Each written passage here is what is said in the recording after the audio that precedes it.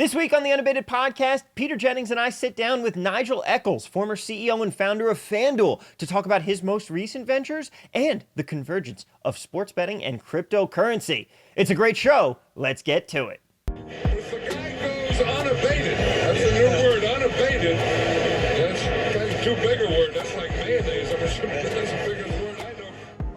Hello, everyone, and welcome on into the Unabated Podcast. I'm Thomas Viola, and joining me today, it's not Captain Jack. Peter Jennings is here with me, and we have a very fantastic conversation coming up here, Peter. I am very excited to be talking with Nigel Eccles, former CEO and founder of Fanduel. Now he's working on some very exciting new products in sports betting, but dealing with crypto. And I thought, who better of the Unabated family here to be talking about that than you, because you are also very tapped into the crypto market. And what do you think of how everything with crypto and sports betting coming together here is going on? Yeah, stoked to have Nigel on. It's going to be really fun to chat with him just at the intersection of all these things, crypto, sports betting, fantasy. I've admired Nigel for a long time. I was involved in playing on FanDuel when the company first started and have been fortunate to spend some time with him. So excited for that chat. And yeah, I think the big thing with crypto, we're seeing a lot of different options. A lot of these places, Bet Online, Bovada, Stake. There's a bunch of these crypto iCasinos and sports books that have popped up. Obviously, you have the regulation challenges. Most of these places don't take, actually, pretty much all of them don't take American customers. But there's certainly opportunities if you're not in the U.S. And there's ways that people have still speculated on these sites. And yeah, I mean, I think a lot of people have been fortunate just in general with sports betting, poker, crypto. A lot of people were involved in one or all of those things from basically, for me, my example was I needed crypto to bet on sports in the past. So there's an interesting intersection there. And I think broadly, there's been a good amount of wealth creation just because of the rise of crypto. And I certainly think that there's been a lot of innovation on that side as well. So there's some really big businesses. I know it's really popular content over on Kick. So it'll be interesting to hear Nigel's perspective. I know it's a market that still has a lot of upside, and clearly he thought it was a good place for him and his team to pursue. Yeah, I think it's all fascinating. And I mean, when we talk about Web3 and people that know what that is versus people who it's still a foreign concept to, it really does feel like we are going to be crossing this Rubicon very soon to the point where this stuff is going to start becoming more mainstream. People are going to be start to be more well-versed in it. It makes sense that sports betting is one of those first areas where we're going to see that, because the more places, the more things that start involving crypto and saying, oh, hey, this is how you do it. This is how you use it for the mass appeal, for the mass audience. It's a good easing in. You're dipping your toe in the water and starting to understand, oh, okay, this is how cryptocurrency works. I can use it for this thing. And then it's going to become over time, oh, I can use it for this too. I can do other things. And that's how you see mass adoption of something like this new technology start. Right. And that's, I mean, Nigel's on the forefront of innovation with DFS. I mean, I think it surprised everyone how quickly that grew, but he's making a similar bet that crypto is going to see more and more users. And obviously there's a lot of liquidity in those markets. So excited to learn more about BetHog and kind of what they're up to with BetDEX. And yeah, it's a fascinating place that I know a lot of Unabated subscribers are also dabbling in crypto in some of these places. So hopefully it's an insightful conversation, and eager to chat with him. Yeah, I'm looking forward to it too. So how about we bring him on and let's get to it. And ladies and gentlemen, welcome on into the show, founder and chairman at BetDEX and soon to be BetHog as well, Nigel Eccles. And you might have heard of him from a pretty small sports book that you helped get up and running back in the day, FanDuel. Nigel, thank you so much for coming on the show today. Really excited to talk to you about the past, present, and future of sports betting. But to get into it here with what you're doing with BetDEX and BetHog, it is something very, very different. It's really the first infusion we're seeing of the crypto space into sports betting here, which does seem like a very natural fit. Can you give people a little bit of a background on what's going on? Yeah, so let me talk about both of those products. So BetDEX, we started about 3 years ago, 2021. The idea behind BetDEX is to build a betting exchange. It's built fully on crypto, so it's built on Solana. And the idea is, pretty simply, there's something like 10 1,000 or 20,000 different sports books in the world, and these are all isolated little liquidity pools. Our thinking with BetDEX is, how about we create the plumbing that allows all of these pools to basically be single pool. So, for example, if you're buying shares in the New York Stock Exchange, you go to a broker, and that broker basically deals with the exchange. And so all the shares are getting bought and sold through a single exchange that are interfaced with all these, thousands of brokers. We think betting should be like that as well. It's one contract, whether England's going to win the next game in the Euros or not, that's one contract. Why don't we have a single pool that does that? And so BetDEX, the idea is, BetDEX is a broker, and it works with a protocol we built called Monaco that then will interface with other books and then lets users come in and get the best price across thousands of books that they can get. And it's really aimed at the kind of very high-end customer, right? The people who care about, that, if they can get plus 220 over plus 200, that matters to them. Now, for a lot of users, they don't care. They just want to get on quick. This is focused for the people who want to bet thousands of dollars a bet, and they can do that on BetDEX. And so does that work? How is that going to work exactly in the US with all of the legal? Walk us through that. Is hard. US is hard. You have to have, every state has got regulation. None of the books in the US can even take crypto, right? So that's kind of how challenging doing crypto in the US is that even like Fanduel or DraftKings can't take crypto deposits. So we've decided to focus internationally. So we're licensed abroad. We only take bets from users abroad. But we hope that one day we can come on shore, and we get some ideas about how we can do it. But at the moment, we want to test this, and there's a massive international market. And so our biggest markets are sort of Far East, Latin America, Canada we operate in as well. So there's big markets out there we can really prove this. One day we'd hope to get into the US. And Nigel, real quick, just talk to me about the choice with Solana, because I think it's interesting. There's a lot of blockchains that have gone after how to break this down, and I think there's trade-offs across different blockchains, with costs and speed and security. What attracted you to Solana? So we started work in 2021, and to be honest, then there wasn't really any choice. Like, there really was no other blockchain that not was fast and cheap, but fast and cheap was central to its sort of mantra. Like, Solana from day one was like, we got to be fast and cheap. We want to hit 50,000 transactions per second, and each one of those transactions costing less than a cent. So whenever we were looking, there really wasn't any option. I'd say today there's sort of more options, but I'd say that Solana is still the premier option, because not only is it still sort of fast and cheap, although we're seeing some challenges with congestion, it also has all of the sort of infrastructure and community around it that didn't really exist a couple of years ago. So it's been a really good decision in retrospect. But there's definitely others, like CL2s are catching up. I see like Blast, I've been spending a lot of time on that, and transactions are pretty fast. The UIs are pretty good.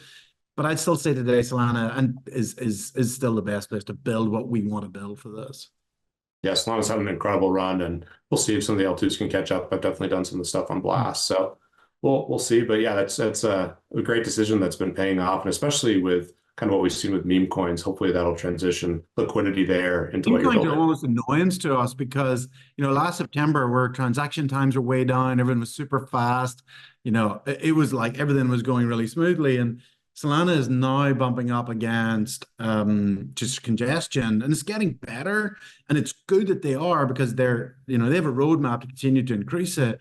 But whenever you're building on it and you're like seeing all these meme coins just spamming the network, and you're trying to build an always live betting exchange on it, it's really challenging. How do some of those challenges present themselves to people who are trying to bet with you guys? Like, what is that experience going to be like, where you have to deal with now working through Solana?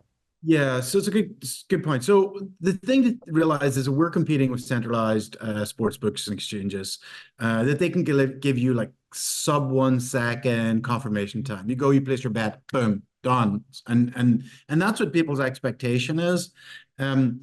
With BetDEX, we're not really close to there. Like, more you're looking at on the best case 5 second, but more like 15-second transaction, completion times. And that's fast. It's really fast for a blockchain. But a lot of our users come in from that Web2 experience, and they're expecting that like 1 second confirmation.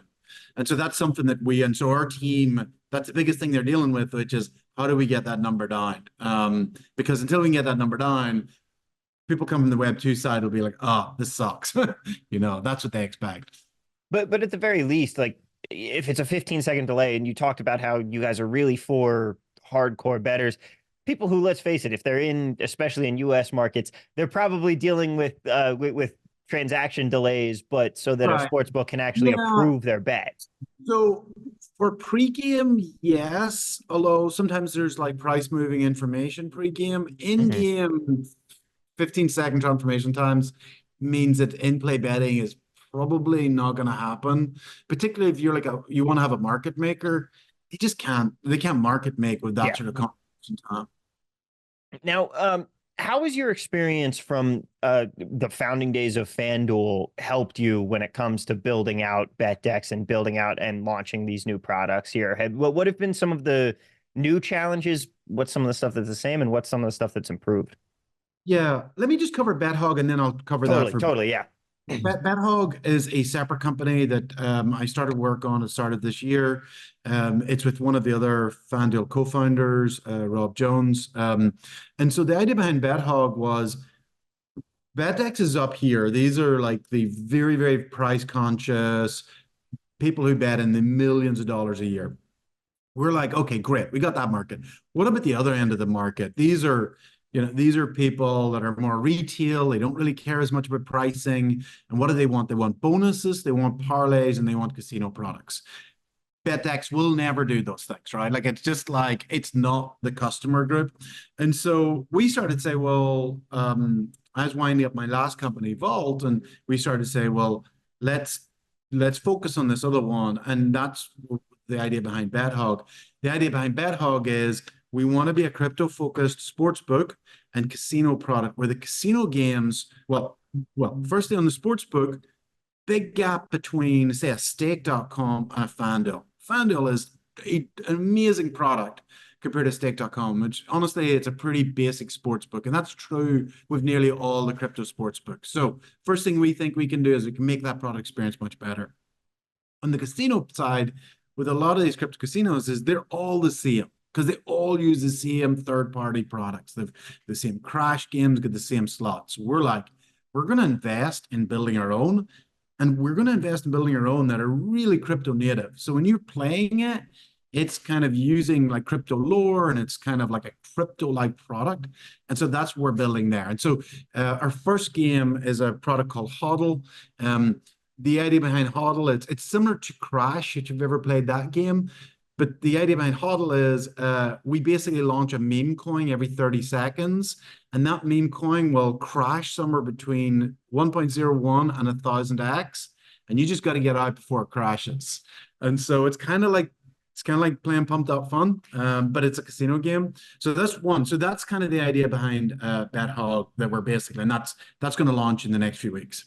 And is that coming to the US anytime soon, or are you guys again focusing specifically on? Again, it's offshore. We need to get it proven there. And, there's ways we think we can bring these products back onshore, but these are focused on international markets. Yeah, I definitely want to get into some of that with you, of the challenges of getting into the US markets here, but we'll touch on that in a bit. Peter, what were you saying?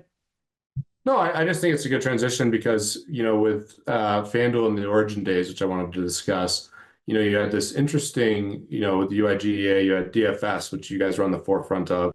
And that ride and just the growth of DFS, I think, was surprising to everyone in some ways, but also really cool because there's so much demand to speculate on sports here in the US versus the casino stuff, which and the crypto iCasinos, which I think is a really interesting business. I mean, stake is one of the biggest businesses in the world. Obviously, you've tweeted about some of the other competitors. It's really interesting, and that could be a bridge down the road into the US as well. But curious, just kind of some of the stories from the early days. I had one thing in particular I wanted to get your read on from early fantasy days, but kind of give us a story of how FanDuel came to be and some of your learnings from that experience. Yeah, so Fanduel uh, was a very unlikely origin story because none of us played fantasy sports. We had five co-founders. We didn't even really necessarily follow US sports. Um, One of my co-founders at Bet, we had created a prediction market, a little like Polymarket actually today, which I think is a cool Yep. product. And the problem we had was in 2008, it was election year, we had incredible traffic, loads of interest. When 2009 rolled around, it just wasn't the same interest in it. And so we were like, oh, we're in trouble here. And so we started saying, well, what could we build? And we said, like, we want to build prediction games. And it looks like sports is the biggest category. And it looks like fantasy sports has got a legal framework that we could work with. Why don't we build something like that? Like that's literally what we started with, right? And then we looked at it and we said, season long fantasy is really slow. And like, why can't I start playing in the middle of the season? And why can't I just like rock up? Why'd I have to find like nine other people to play with? Like these are really stupid questions, but actually turned out to be really good questions because we built FanDuel. We said, well, what if we take fantasy sports? Instead of making it all season, we'll just make it one day. And instead of having you to find like 10 friends to play with, we're just going to create public leagues and we're going to put prizes in them. And that was the idea. Like it wasn't really that hard. And we're going to make it mobile friendly, which none of the products had at that point. And that was it. And it, in the early days, we launched it to very little interest. I think it was summer of 2007. No, 2009 it was. Okay. And it was during baseball, no one cared. When we got to football, we started to get some traction. And then, it was really up only from then on. We grew 3 to 5x year on year for 5 or 6 years. It was just an incredible product. People loved it from day one, even when it was super basic. You had no stats, you had hardly any graphics. You just picked your players. I don't even know if we had live scoring. That was kind of the product. Yeah, I missed the days of the FanDuel chat. That was I joined in 2010 and the chat was a fun place. And then FanDuel just got too big and it was a smart decision. It was FanDuel chat. I kind of regret us losing it because it was such a good community. It was just unmanageable. Like, you would get Sure, once it got to a certain size. Yeah, you would have people come in and go on, or some user would come in and they'd be like, "Oh, LeBron's not playing tonight," and so all these noobs would be like taking LeBron out of the lineup, and then be like LeBron would be like smoking everybody. They'd be like, "Oh, somebody told me in chat, LeBron." You're like, "You idiot!" Like, so you had to spend all these people. Like one person's full-time job was moderating it. Yeah, it was fun. It was wild. The early days were really interesting, and I mean, obviously, it paved the way for a lot of innovation. And fortunately, we now have legal sports betting here. But in those early DFS days, maybe a favorite story or most interesting person that you met, like in the early days. I mean, I was in that community. There was a lot of interesting characters, to say the least. Yeah. Quite a few of them have come over to crypto, I think is interesting. And here's the thing that I think is really interesting. Because I saw somebody comment on Twitter is like, oh, he's working on building a crypto casino. Like, they were saying like it's such a come down for working on FanDuel, which I thought was hilarious because we were building FanDuel, like, building a fantasy sports site in 2009, 10 was like the most like uninteresting thing you could do. Like, who cared? Like, this was before legalized sports betting. And when we started to grow, there was a lot of people like, when sports betting happens, it's just going to be dominated by MGM and Caesars and Wynn and Bally's. And I always thought that's kind of bullshit. Like those guys don't really know what it is to build an online product and market it. And even when PASPA got repealed in 2018, a couple of people who were saying that, I was like, you're wrong. Like, and they like FanDuel and DraftKings have got this locked in. And every year since then, I've had analysts saying to me going, well, surely FanDuel and DraftKings are going to lose their market lead as Caesars and everybody pushes in. And they never did, and they never will. And the reason is, and I think the analogy for today is, FanDuel and DraftKings built this incredible lead and moat whenever it was kind of not cool, when no one was looking at it, when everyone was like, oh, who would build that? That's what's happening in crypto today.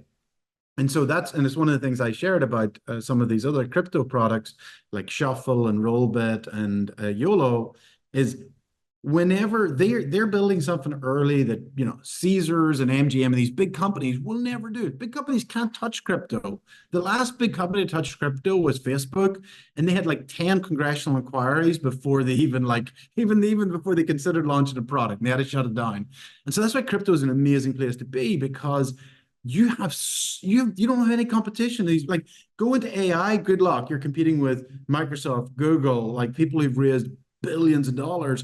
You go into crypto and you can build something where you have no like major competitor competing with you until the point was ever you actually, you know, build something really real. And that's what we saw in DFS. I think that's what we're seeing in crypto today.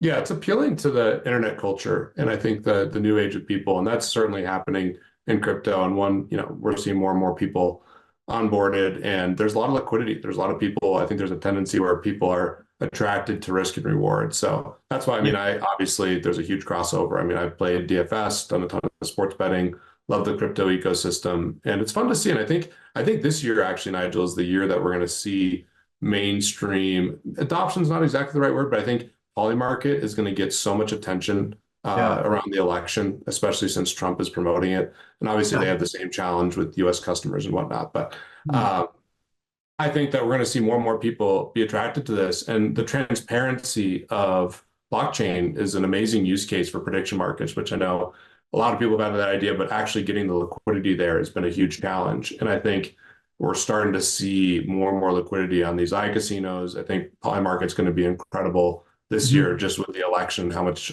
traffic and eyeballs that it gets. Yeah. So I agree with you. I think it's a really smart bet.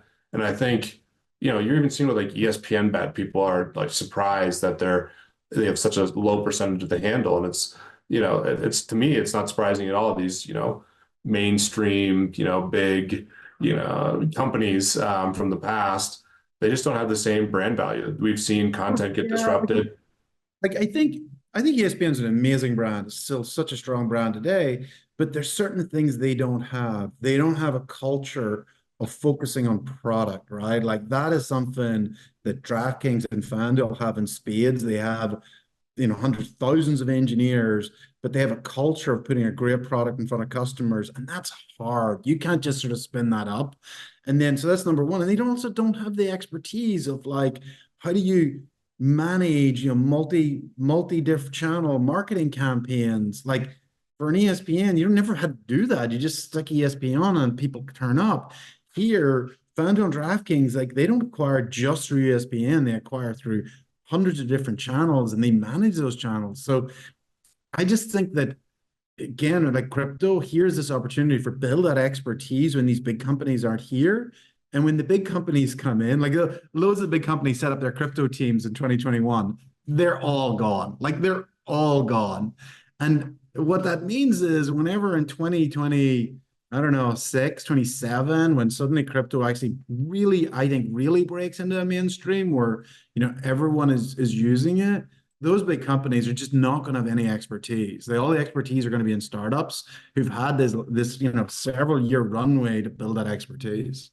And the main thing, just to reiterate your point broadly, the main thing that they're not going to have is these really valuable customers. I mean, the people that FanDuel and DraftKings brought in, they don't have the same total reach that an ESPN does, but they certainly have the concentrated people who are willing to throw around a lot of liquidity. And I think we're going to see the same thing in crypto, right? That the OG crypto people have come into generational wealth, and now we're seeing a lot of people speculating within crypto. And within that cohort, there's a lot of people who are willing to take a lot of risk. And having those customers early on, once things really start to evolve and grow, you have a real moat if you've maintained loyalty with those customers. And I think that's something that DraftKings, FanDuel have done a great job. There's other, obviously bias as an investor and underdog, but they built up a really rabid, strong community of people that are willing to do that. And I think you're going to see the same thing with crypto. So kudos to you. And I think it's a good bet.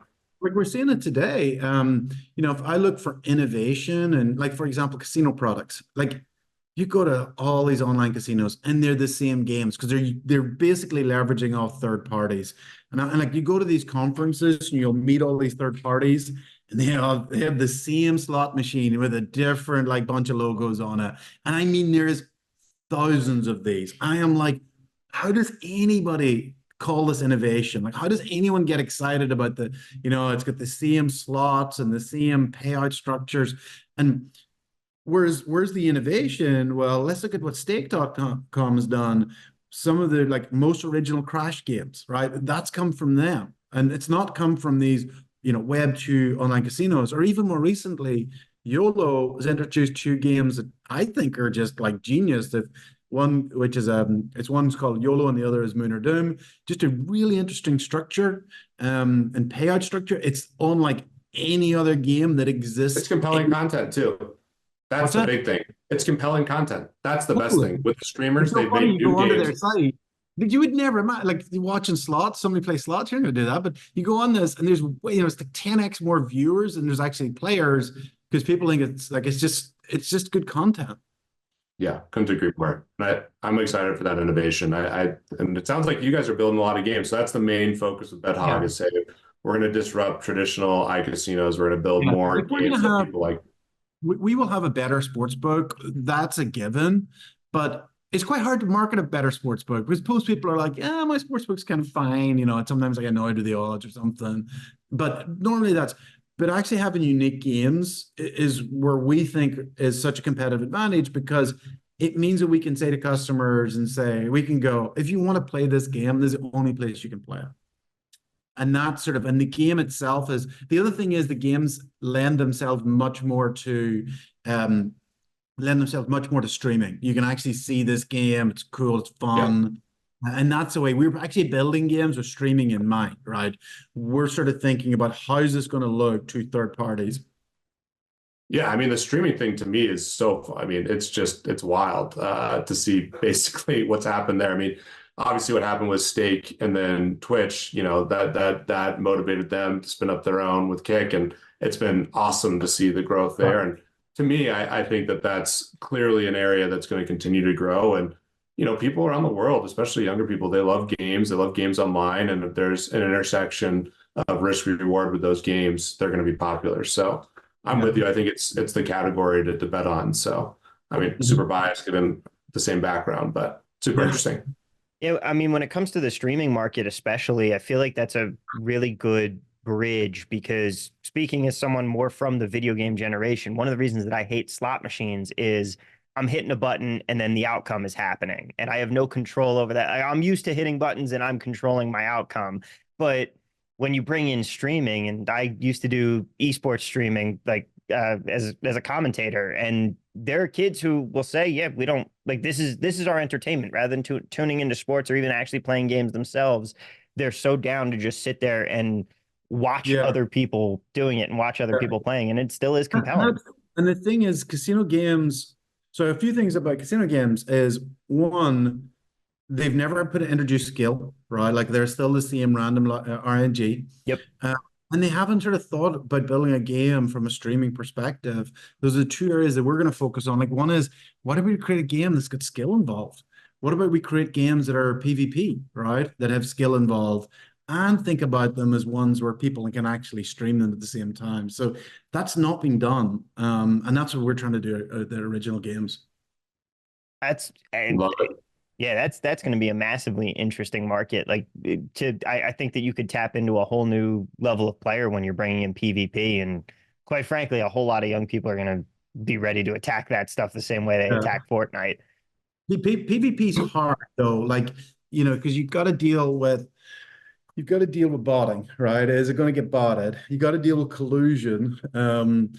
Poker's had to deal with that over the years. So there's a lot of challenges to it, but it's not like we've actually got a number of titles in development. Two that have actually are in alpha. So it can be done. It's just, it's not easy, but I think it's a huge unlock. So going back into the sports betting space for a little bit here, what do you see as the challenges that are going to be on the horizon for new people trying to break in and new companies trying to break in and do something new in the current age here? Yeah. So the hard thing about sportsbook is that people are generally loyal to their own sports book. They're just like, it's weird. Like I have the way that I describe it is if you are a winning sports book, like Fanduel and DraftKings are, then your users will not churn. Like, and I mean it over 10 or 20 years. Like, and to give you an example, I've got two betting accounts in the UK, Betfair and Paddy Power. I opened them both around 2000, 24 years ago. Right. And so the point is that it's kind of like a bank account. Like people are like, is it the best? I don't know. But are the other ones any better? And I'm like, my feeling is it probably wasn't worthwhile. And so that's the real challenge. It's a challenge for ESPN. It's a challenge for Fanatics when they come into this market later, is that people aren't inclined to move from their existing book. And even if they do try the new one out, they're like, well, my money's there and I kind of know how it works. So that's the really hard part. I think for us, our primary focus is games, but with Sportsbook, what we think there's such a gap between the existing crypto sportsbooks and the onshore ones that if we bring like a FanDuel type product experience, then that's such a big gap that if we bring a user over, it may say they come over to play casino games, then they'd be like, wow, this sports book's really good. Like that's, what does good look like? It means it's easy to find your bet. It means that the live scoring experience is great. Like, and that's actually, that's somewhere that I think a lot of the books haven't done a great experience. It's like, it's a little transactional. Like they just want you to make your bet and get the hell out of there. Whereas, and like we did I think we did a better job of this in Daily Fantasy is we actually made it fun to hang out, check the live scoring. A lot of books, it's really dull. And then the last one is like, it's funny, I make this joke. It's like, the second best. So the best thing when sports betting is when you win. Definitely the best experience. The horse finishes the line. That's the moment, right? The second, and it's close, is the moment you collect your winnings. When you're at the race course, you go up to the bookie and he's handing you big fat wads of money. Brilliant experience, right? Nothing better than taking money out of the bookies. Online, how does it work? Well, think of the most boring word in the English language. It's history, right? And that's where they hide it. And so you like rock up the next day and you go to history and you scroll down your bets and you go, oh yeah, I won that bet. Great. Like, it's just like, and that to me, that's just like a lack of thought. Like they haven't thought about what are these positive experiences that we should make that a really fun experience, like going to get the money. And that's something, again, we want to do. And it's on our roadmap. But I just think that's where there's just a bunch we can do on books. Like books are not, I think FanDuel and DraftKings have done a really great job. But I still think there's loads more we can do to make them much more fun. Yeah, you're right. On the DFS side, you get, congratulations, you get like cool trophies, like the DFS side is better. Man, and like you get to see, are you close? And, it was fun to sweat. On that, you'd want to see where you are. Whereas if you're sweating, like what's the incentive to come stay on the app while you're sweating a sports bet? I don't think there's a really great product out there. And of course, the other thing too, Nigel, is just, and I think what DraftKings and FanDuel have done a great job with is VIPs. I mean, if you're on the operator side, just like nailing that aspect. And I think that's interesting for the Unabated audience. Obviously, they're facing a different challenge where they're getting limited or whatever because they're having a sharper approach. So there's the longevity aspect for the pros, and then there's the VIP side for the operators. So there's a lot to balance between those two things. And BetDEX, that's key. So BetDEX and exchange, we want winning customers. Like we don't care. And so the more and more people get limited, the better it is for BetDEX because that's where the action will go. Right. Yeah. No, it makes sense. You're participating on both sides. You have the high end, professionals / maybe some big whales that are more price conscious, and then you're going after, the more retail audience with BetHog. Honestly, a lot of the limiting. I think people would be shocked whenever they looked at risk management. A lot of these sports books, like, I've been limited, and like I'm not a winning bettor. Like they should know the fact that I have to redeposit regularly, which suggests that I'm not winning. I got limited on the Grand National. I was in the UK. I was betting on the Grand National on Betfair Sportsbook. And I was limited putting a £50 bet on one of like the third favorite. And I'm like, if you can't take £50 on the Grand National is the biggest sporting event of the year, right? Like there's no bigger race, like single race. And they looked at my account and said, no, we can do you £1.37. I'm like, and so to me, that just is like, their risk algorithms are just not that good. I think they just are like easy to like keep knocking anybody off that looks like they might be winning. And so that to me just creates an opening for someone who's who wants to build a betting exchange will never limit customers. Yeah, it's such a bad business mistake to limit or cut off a losing player, especially with the cost to acquire these customers. And like you mentioned, those customers are extremely loyal once they find a place that they're treated well and can continue to bet. So Yeah. couldn't agree with you more there. And it'll be interesting. I think markets in general are going to continue to get more efficient. We're going to see some big winners, in the regulated space here in the US. DraftKings, Fanduel look like they're in really good shape. Maybe a couple other companies can compete. And it'll be interesting to see the international market. I mean, people don't talk about. I mean, stake is literally one of the best businesses in the world. I mean, Yeah. I don't know this firsthand at all, but rumors of billion-dollar plus distributions to founders is Right. just remarkable. So Yeah. there's definitely a lot of areas to play. When you look at the cost structure of like a FanDuel and DraftKings, and you compare it with what now Stake's private company, it doesn't share it, but I have a pretty good read of what it is, and it is like so. When you're offshore and you're operating in these markets, you're not dealing with tax, you're not dealing with like payment processing. So, for example, DraftKings or FanDuel is paying about 12.5% of revenues in payment processing. Stake, they're doing a crypto, right? Like their payment processing charges are almost zero, right? So you have those two big factors. There's no market access. So FanDuel and DraftKings are paying partners to be in every one of these states. They're paying the leagues, so you've got all of these costs that Stake is not paying. And what does that end up with? It said, well, if Stake's doing 3 billion revenue and DraftKings is doing 3 billion revenue, Stake's making a ton of profit and DraftKings is barely breaking even. Yeah, and the state gets it. I mean, they're working with Drake and all these influencers and whatever else, flying them all around the world so they can use their products. I mean, there's a lot of smart ways, and it is a very interesting arena. It seems like there's more competition coming, but I do think, like you mentioned, it's still probably early days, and if you can build a moat now, it seems like a bet worth taking. Mm-hmm.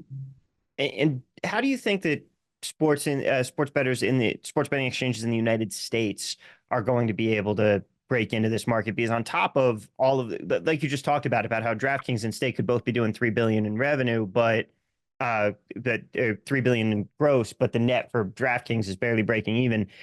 How are exchanges and other groups supposed to come in and compete when the marginal tax rates become so high? We're seeing states right now talking about increasing the taxes on top of all that other stuff. So in the US, honestly, in the near term, I think it's game over for everyone who's not FanDuel, DraftKings, or MGM. Some of them I think can exist as. What do you think about Prize Picks? Prize Picks has a good business. I don't include them in. I treat them separately. Prize Picks and Underdog, I think, have created their own network. They're not gambling, remember? So Underdog has a sports betting license in North Carolina, but yeah, it's Prize Picks for sure is a fantasy company. Fantasy product. So I put them in a different category. I think for the market, that regulated sports betting category of this, and when I include like Fanatics, ESPN, and those other ones, Caesars, I just don't see a path for them ever to be profitable. This is a scale business. Even MGM, which is the third biggest operator, has I think something like 20% market share, really struggles with that, to kind of be relevant. Like they get squeezed. So anyone below that is significantly below that. I just think they really struggle. The other thing is that the challenge for them, and this is where I think Prize Picks and Underdog are unique, is that these tier twos outside those top three don't have unique product. Like they're coming in with a product that in nearly every case is worse than the top tier. So if you have a worse product, you have less market share, and you don't have the might of the number one, why would people go and use you? And the answer is that they won't, right? They'll maybe take the offer, they'll come and use a product, and then they'll leave. I think where Underdog and Prize Picks stand out, and I do treat them as a slightly different market, is that they have a unique product that is really good. And that that sort of creates a category of people that will play those products, and maybe they don't play in FanDuel and DraftKings. They actually just really like the Prize Picks and Underdog product. So that's where the Yeah. kind of opportunity is. But if you're like, just take Fanatics as an example, you're like, hey, we're nearly as good as FanDuel, but we're not quite as big, and we don't have the same single game parlay functionality, and we don't have the marketing budget. I just don't see how they can compete. Yeah, And it's a tough especially, business for. Go ahead, Tom. I was just going to, especially when like you take the modern bettor who the average recreational bettor who is very much not that price conscious. So you're, as a sharp book, you're not reeling people in by saying, oh, look, you can get us for 20, like our number for 20 cents cheaper here. And then the other thing the Prize Picks and Underdog have going for them, of course, is first off, the massive hold that they have on the actual betting revenue that they're bringing, Yeah. non-betting revenue they're bringing in. And But also, just to be clear about that hold is a representation of just how compelling that product is, right? You don't get to charge like really high rake whenever you've got a shitty product, right? And that's the thing, is that they are selling a great product that users love. And I think they've done an amazing job. Yeah, that's so well said. I think that's really key, is that they built products that are compelling. And I think, people like to risk a little to win a lot, and we've seen that play out. And to me, what the exciting thing going forward is that hopefully we'll have more games. You're focused on that. I think that's an innovation that a lot of people want. I think that there's a variety of things that people can go to. And I know a mutual friend of ours, Jeremy Levine, CEO of Underdog, he's very focused on building out new games. And one of the real challenges with the regulated market is that time to market with new games. Like, someone, tough. it's just like, and they have to do it in every state, right? Like, imagine you come up with a new fun game product and you're like, boom, this is great. All right, now I have to go to the New Jersey regulator. Now I've got to go to the Pennsylvania regulator. And it's the same game, right? Yeah. It makes no sense that, you have to now go to like 25 different regulators and show them the same game and go to the same third party and get the same report to show that something new is actually okay. It's such a killer and innovation. It was like one of the reasons fantasy sports was successful is we had no regulation. We could create a new category and innovate and come up with new ideas. The challenges for in this regulated market is you can't do that anymore. Like, you can't, someone in the regulated market, it is really hard for someone to go, I've got a great new product, I'm going to compete with FanDuel. And even if it was great, then they're like, okay, go get a license in Pennsylvania and Michigan, go to the regulator, show them the product. Like, that is going to cost him hundreds of millions of dollars. And that's the real challenge in the regulated market. Yeah, I agree. I'd push back in some ways in that if you already have the network effect, you already have a community. Some games might be able to fall into the fantasy. We've seen the same game parlay stuff really gain in popularity. Yeah. I think there's innovations that can happen. And if you can go out and get it regulated, then it's even more of a moat. But I agree, like if you're a new company trying to break in, or even fanatics that are trying to leverage a pre-existing business, you're walking into a huge challenge. As a bettor, I'm hoping in exchange, we'll have a shot over time just because they can offer better pricing. But right. I've always, had chances to invest, and I'm rooting for these companies. It's really hard. I've always passed. To get liquidity is so challenging. I think it's a huge hill to climb. It's shocking how few bettors care about price. And I think that's one thing people always overestimate. Yeah. Actually, I remember we did like some surveying on it. Not only did a lot of bettors not understand price, a lot of bettors didn't understand odds. Like, I kid you not. Like, they didn't understand, not only did they understand odds, they didn't really understand how a bookmaker made money. Like, they had this sort of rudimentary understanding that the bookmaker always wins in some way, but they didn't understand overrounds. They didn't understand what the margin was. Like, one of the challenges for exchanges, traditionally, they've taken a rake. So they've taken a commission off the win. And one of the challenges was people would be like, well, when I bet my sports book, they don't charge a commission.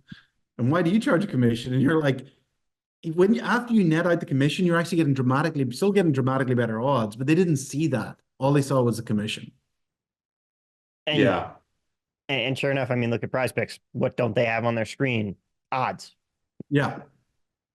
That's right. Yeah. And it's people like they like to bet, but they don't want like the complexity of trying to understand odds. Yeah. And the other thing is, and I think something that gets really lost when you're talking to bettors who are used to putting down, like, several $100s to thousands of dollars, not even the top tier level, but just if you're a $50 better, you're just completely recreational. You want all your stuff in one place. Like you said, you pick a sports book and you're like, cool, all my money's here, everything's here. And B, if the price is minus 110 at FanDuel and minus 105 at Sport Trade, well, that's 5 cents, but that's like $2 for me if I'm a $50 better, like the math, Yeah. the math doesn't make it worth the time for these people. And they don't understand the concept of the long term and how it adds up over It's time. not unreasonable of them, to be honest. It's Yeah. like, to me, it's like an entertainment product. Like one guy once said to me in an interview, he said, look, here's the thing. He said, if I win, I win. And if I lose, I lose. It's like, to them, it was like, so even if I offered them 20% better odds, he's like, a win's still a win. Like, and if I lose, it doesn't matter. Like, why would I care? And you're like, yeah, I guess that's your logic. Yeah, it is a difficult one to overcome because Right. and that's something we do at Unabated where we're trying to educate people and say, hey, you could actually be really good at this, but Yeah. a lot of people don't care because you're right, it's an entertainment product. That's an entertainment product. We hope over time more people, and I do have conviction on this, and you see it in other more mature markets, that people become more conscious of this and they want to get smarter. And playing in the picks and shovels game, I think is an interesting place to play. But We've seen we'll that see. in like online stock trading, where we've seen the cost of commissions and trading stocks have just come down and down to effectively be zero. So people have been like conscious of that cost. That cost has effectively gone to zero. Yeah, and I think will come down, especially if we get casino products in the US. And then, of course, offshore, I mean, you might be in the position where you say, hey, we don't mind if we break even on sports, or maybe we're making a little bit, but the iCasino does so great. I mean, there's a variety of ways that you can make it work. And I do think that over time, the sports market will just get more efficient, and we'll see. I mean, it's definitely, there's a lot of different angles. There's a lot of ponds, oceans, lakes to swim in. And Nigel, you've had experience throughout all of them, and really appreciate you being willing to come on. No problem. Thank you. Yeah, absolutely. Thank you so much for the time today, Nigel. It has been an absolute pleasure. Now, of course, we've talked plenty about BetDEX, BetHog, but if people want to go and check everything out, check you out and all your work, where is the best place that they can find you? So I'm Nigel Eccles, Nigel on Twitter. I'm on there 24/7. Well, yep. I mean, hey, we're all a little too much on Twitter sometimes, but hey, that's the best place to be, and that's the place to go and catch all the awesome stuff you're working on. So if people want to check out BetDEX and BetHog and see everything that you guys are bringing out, of course, head on over at Nigel Eccles on Twitter and follow him there. But for now, again, Nigel, thank you so much for being with us today. It has been an absolute pleasure. And of course, everybody listening, you know the drill. Like, subscribe, and share. If you like the show, tell your friends about it. Get them watching as well. Leave that 5-star rating and review. If you didn't like the show, if you don't like us, trick your enemies into watching instead. Tell them about us. And of course, if you want to check out all the awesome stuff that we have at Unabated, head to unabated.com or click the link in the description of this video. Sign up for a one-on-one demo today. It will most likely be me sitting down with you to walk you through all of the awesome stuff, all of the fantastic tools we have to help you become a smarter, better, and start making money in sports betting. But for now, that is going to do it for us here on the show. We will be back next week. But as always, best of luck, everyone. And let's cash some tickets. We'll see you next time.